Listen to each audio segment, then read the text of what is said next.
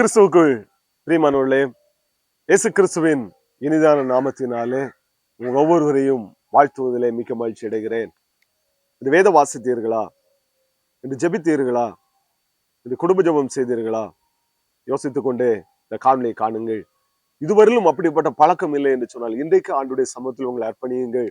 ஆண்டவர் மெய்யாகவே ஒழுங்காய் வேதம் வாசிக்கவும், தியானிக்கவும், அதன்படி நடக்கவும், குடும்ப ஜெபம் செய்யவும், தனி ஜெபம் செய்யவும் ஆண்டவர் உங்கள் ஒவ்வொருவருக்கும் உதவி செய்வார்.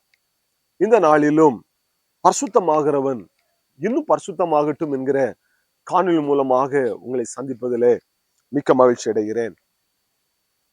ஆண்டவர் வெளிப்படுத்தல் 22 அதிகாரம் 11 வசனத்திலே யோவானுக்கு வெளிப்படுத்தும் பொழுது இப்படியாக அவர் சொல்லுகிறார்: அநியாயம் செய்கிறவன் இன்னும் அநியாயம் செய்யட்டும், அசுத்தமாயிருக்கிறவன் இன்னும் அசுத்தமாயிருக்கட்டும், நீதி உள்ளவன் இன்னும் நீதி செய்யட்டும், பரிசுத்தம் உள்ளவன் இன்னும் பரிசுத்தமாகட்டும். பாருங்கள், நாம் லெந்து நாட்களை நாம் கடந்து வந்திருக்கிறோம். லெந்து நாட்கள் அநேக தீர்மானங்களை நாம் எடுத்திருப்போம். ஒருவேளை நாம் சில பாவ வாழ்க்கையில அடிமைப்பட்டிருப்போம் என்று சொன்னால், ஆண்டவரே, நான் இந்த பாவத்தை இனி செய்ய மாட்டேன், நான் விட்டு விடுவேன், இனி நான் இதை செய்ய மாட்டேன், நான் ஒழுங்காய் நான் வேதம் வாசிப்பேன், ஜெபிப்பேன், உமக்கென்று அநேக காரியங்களை நான் செய்வேன், ஆண்டவரே, நேரத்தை உமக்காக செலவிடுவேன் என்று சொல்லி அநேக நல்ல தீர்மானங்களை நாம் எடுத்திருப்போம். அவைகளை 40 நாள் அழகாக நாம் கடைபிடித்திருப்போம்.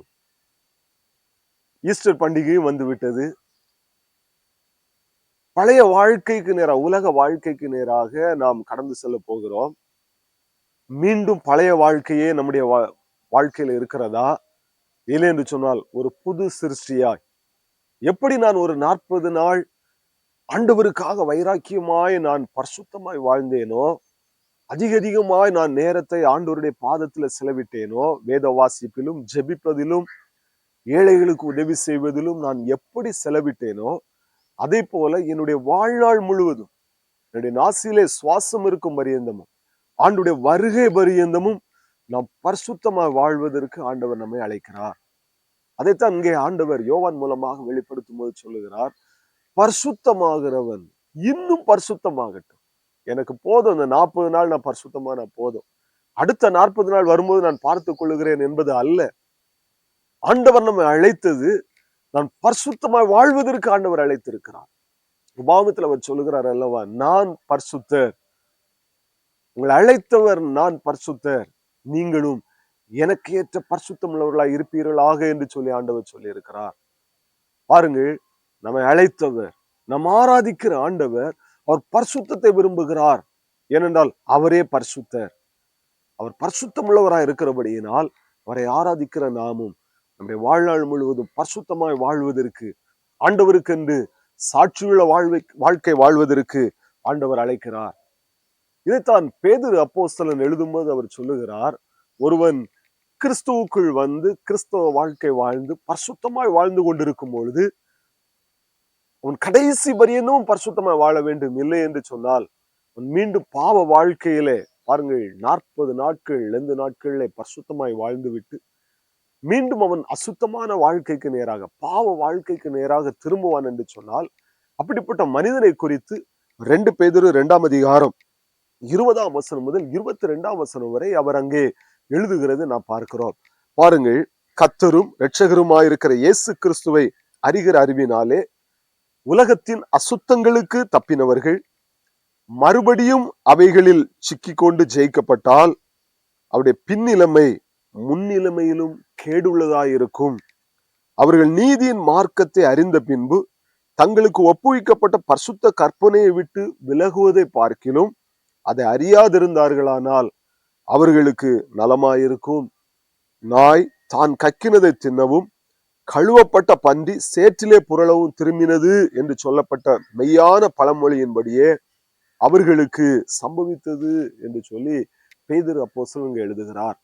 பாருங்கள், ஒரு மனிதன் இயேசு கிறிஸ்துவின் உயிர்த்தெழுதல், அவர் எனக்காக ரத்தம் சிந்தினார், எனக்காக ஜீவனை கொடுத்தார், எனக்காக உயிர்த்தெழுந்தார் என்பதை 40 நாள் விசுவாசிக்கிறார். 40 நாளும் பரிசுத்தமாய் வாழ்கிறான், அசுத்தங்களுக்கு தப்பி இருக்கிறான்.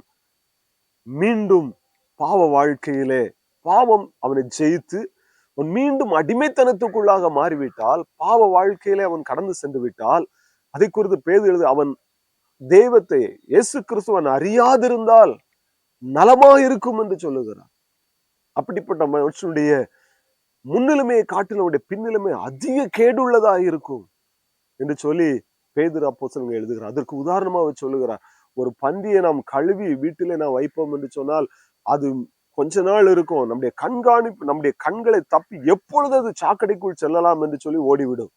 அதே போலதான் நாயும் தான் கக்கினதை மீண்டும் தின்பது போல ஒரு மனிதன் பாவ வாழ்க்கையில சிக்கி மீண்டும் மீண்டும் பாவத்துல விழுவான் என்று சொன்னால், இயேசு கிறிஸ்துவை மறந்து செல்வான் என்று சொன்னால், அதை விட அவன் அவரை அறியாதிருப்பது, இந்த 40 நாள் பரிசுத்தமா வாழாதிருப்பதே நலம் என்று சொல்லி பேதுரு எழுதுகிறார்.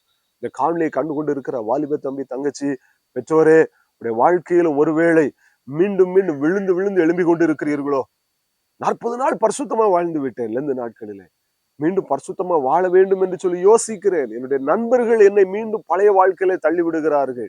சூழ்நிலைகள் என்னை பழைய வாழ்க்கைக்கு நேராக என்னை தள்ளி விடுகிறது. நான் ஆண்டவரை மறந்து ஓடி விடுகிறேன்.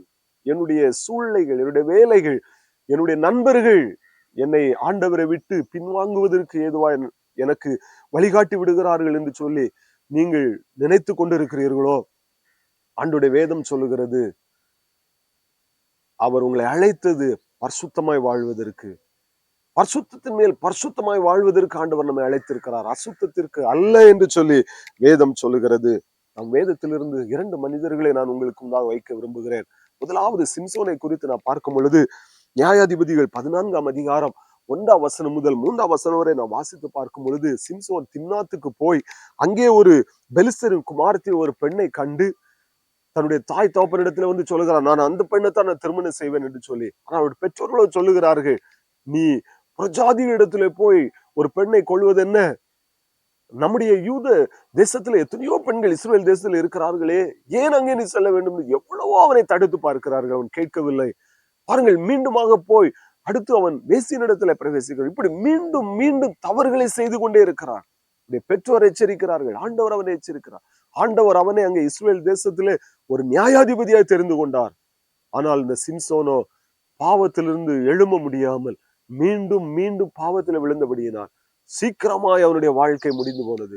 ஆண்டவர் அவனை அழைத்தது சீக்கிரத்திலே அவனுடைய வாழ்க்கை முடிந்து போவதற்காக அல்ல, ஒரு நியாயாதிபதியாய் இஸ்ரேல் தேசத்தை சத்துருக்களின் கையில் நின்று ரட்சிக்கிற ஒரு ரட்சகனாய் ஆண்டவர் தெரிந்து கொண்டார். ஆனால் பாவம் அவனை மேற்கொண்ட பொழுது அவனுடைய வாழ்க்கை எளிதாய் அழிந்து போனது என்று சொல்லி பார்க்கிறோம். 2வது தாவீதை குறித்து நான் பார்ப்போம் என்று சொன்னால், பாருங்கள், வேதத்திலே வாசிக்கும் பொழுது 1 ராஜாக்களின் புஸ்தகத்திலே அங்கே தாவீதை குறித்து வேதம் சொல்லுகிறது. 1 ராஜாக்கள் 15ஆம் அதிகாரம் 5ஆம் வசனம் இப்படியாக சொல்லுகிறது, தாவீது ஏத்தியனாகிய உரியாவின் சங்கதி ஒன்று தவிர கர்த்தர் தனக்கு கட்டளையிட்ட கட்டளை ஒன்றும் தவறாதிருந்தான் என்று சொல்லி நாம் பார்க்கிறோம். பாவத்தில் விழுந்தது உண்மைதான். ஆனால் ஆண்டவர் தீர்க்கதரிசி அனுப்பி அவனை எச்சரித்த பொழுது, பாருங்கள், ஆண்டவரிடத்துல தன்னுடைய பாவத்தை அறிக்கையிடுகிறான். 51ஆம் சங்கீதத்தை முழுவதுமாக பாடி பாடலாக ஆலயத்திலே பாடுவதற்கு அவன் எழுதி கொடுக்கிறான். ஐயோ, நான் செய்த தவறு என்று சொல்லி தன்னுடைய தவறை அவன் அங்கே அறிக்கையிட்டு மனம் திரும்பினான். ஆனால் மீண்டும் பாவத்திலே விழாதபடிக்கு தன்னை காத்துக்கொண்டான், கிறிஸ்துவுக்காக சாட்சியாய் வாழ்ந்தான் என்று சொல்லி பார்க்கிறோம். எனவே தான் ஆண்டவர் அப்போஸ்தலர் நடவடிக்கைகளை தாவீதை குறித்து சொல்லுகிறார், தாவீது என் இருதயத்துக்கு ஏற்றவனாக கண்டேன், அவன் எனக்கு சித்தமானவைகள் எல்லாம் செய்வான் என்று சொல்லி தாவீதை குறித்து ஆண்டவரே சாட்சி கொடுக்கிறார். இந்த காணொலியை கண்டுகொண்டு இருக்கிற வாலிப தம்பி, தங்கச்சி, ஐயோ, எனக்கு பாவ வாழ்க்கை விட்டு என்னால் மனம் திரும்ப முடியவில்லையே, நான் பாவத்து பரிசுத்தமா வாழ முடியவில்லை, பாவத்துல விழுந்து விழுந்து போகிறேனே என்று சொல்லிக் கொண்டிருப்பேன் என்று சொன்னார். இன்றைக்கு உங்களுடைய வாழ்க்கையை அர்ப்பணிங்கள். தாவீதை போல, ஆண்டவரே பரிசுத்தமா வாழ எனக்கு உதவி செய்யும் என்று சொல்லி ஆண்டவரிடத்துல கேட்பீர்கள் என்று சொன்னால், பரிசுத்தத்தின் மேல் பரிசுத்தம், பரிசுத்தமா வாழ்வதற்கு அவர் நமக்கு உதவி செய்ய போதுமானவராக இருக்கிறார். இந்த தேவனுடைய கரத்தில் அர்ப்பணிப்போம். கர்த்தர் நமக்கு, நம்முடைய குடும்பத்தின் பிள்ளைகள் ஒவ்வொருவருக்கும் பரிசுத்த வாழ்க்கை வாழ்வதற்கு உதவி செய்வாராக. ஆமென். God bless you.